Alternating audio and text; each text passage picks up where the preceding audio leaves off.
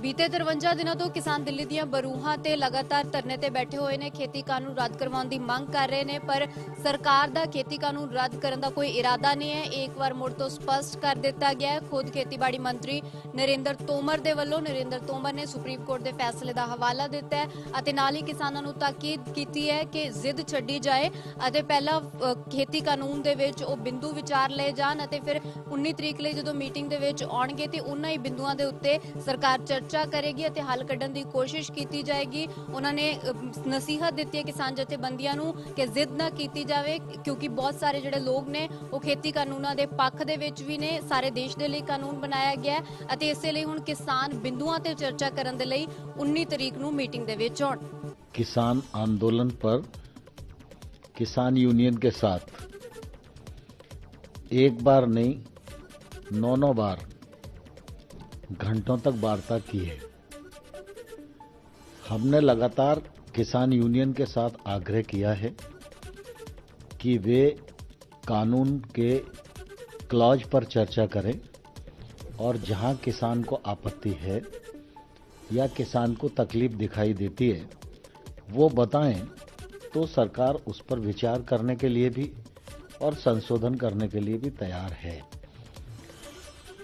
पिछले दिनों आपको ध्यान होगा कि जब किसान यूनियन क्लॉज पर बात नहीं कर पा रही थी तो उस समय उनकी चर्चा के दौरान जो बिंदु ध्यान में आए उन बिंदुओं पर हम लोगों ने चर्चा की और चर्चा करके पहचान की और पहचान करके किसान यूनियन को एक प्रस्ताव भेजा जिसमें हमने कहा कि मंडी के बारे में आपकी शंका है, उसका समाधान किया जाएगा, आपके साथ बैठकर चर्चा की जाएगी।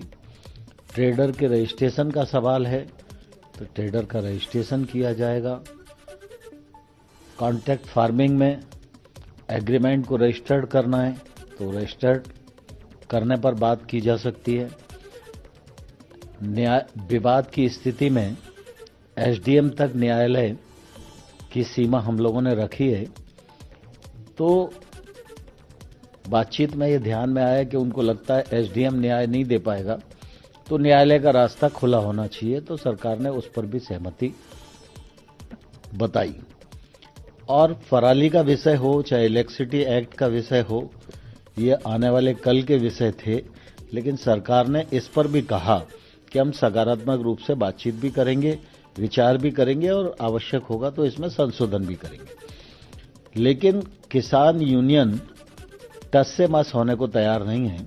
लगातार उनकी ये कोशिश है कि तीनों एक्ट को रिपील किया जाए। भारत सरकार जब कोई कानून बनाती है तो वह कानून पूरे देश के लिए होता है। ये तीनों कानून भी हैं, इन पर भी देश के अधिकांश किसान, विद्वान, वैज्ञानिक और कृषि के क्षेत्र में काम करने वाले लोग इनसे सहमत हैं और इनके साथ खड़े हुए हैं। और अब तो सुप्रीम कोर्ट ने भी तीनों एक्ट के क्रियान्वयन को रोक दिया है। तो मैं समझता हूं जिद का सवाल ही खत्म होता है, क्योंकि सुप्रीम कोर्ट ने जब क्रियान्वयन को रोक दिया है तो अब इन कानूनों का क्रियान्वयन तो हो नहीं रहा है। हमारी अपेक्षा है कि किसान 19 तारीख को क्लॉज बाय क्लॉज चर्चा करें, वो रिपील के अलावा क्या विकल्प चाहते हैं वो विकल्प सरकार के सामने प्रस्तुत करें, तो सरकार जरूर पूरी गंभीरता के साथ उनकी समस्या पर, उनकी आपत्ति पर विचार करने को खुले मन से तैयार है। एबीपी साझा, जोश, जज्बा, जुनून।